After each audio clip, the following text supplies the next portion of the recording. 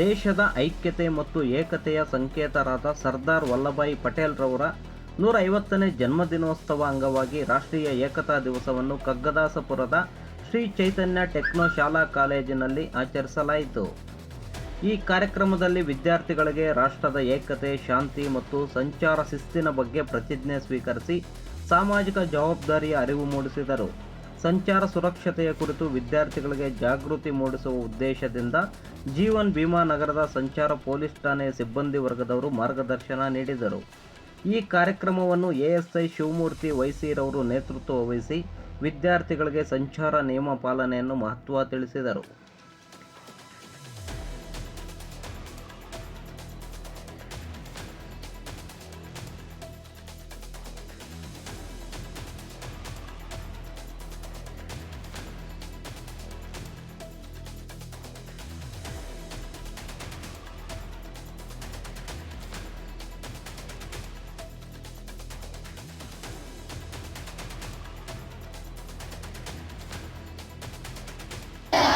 ಐಕ್ಯತೆ, ಸಮಗ್ರತೆ ಮತ್ತು ಭದ್ರತೆಯನ್ನು ಕಾಪಾಡಲು ನನ್ನನ್ನು ಅರ್ಪಿಸಿಕೊಳ್ಳುತ್ತೇನೆ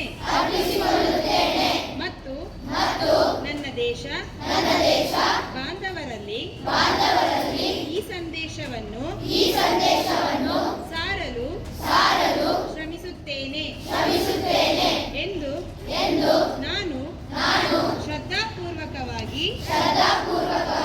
ಪ್ರತಿಜ್ಞೆ ಮಾಡುತ್ತೇನೆ. ಸರ್ದಾರ್ ವಲ್ಲಭಾಯ್ ಪಟೇಲ್ ರವರು ದೂರದೃಷ್ಟಿ ಮತ್ತು ಕಾರ್ಯಕ್ಷಮತೆಯಿಂದ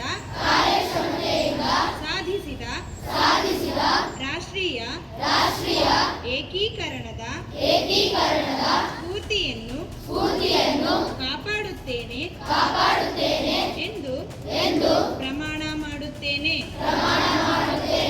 ರಾಷ್ಟ್ರದ ಆಂತರಿಕ ಭದ್ರತೆಯನ್ನು ಖಾತ್ರಿಪಡಿಸಲು ನಾನು ನನ್ನದೇ ಆದ ಕೊಡುಗೆಯನ್ನು ನೀಡುತ್ತೇನೆ ಎಂದು ಒಮ್ಮನಸ್ಸಿನಿಂದ ಪ್ರತಿಜ್ಞೆ ಮಾಡುತ್ತಿದ್ದೇನೆ. ಧನ್ಯವಾದಗಳು.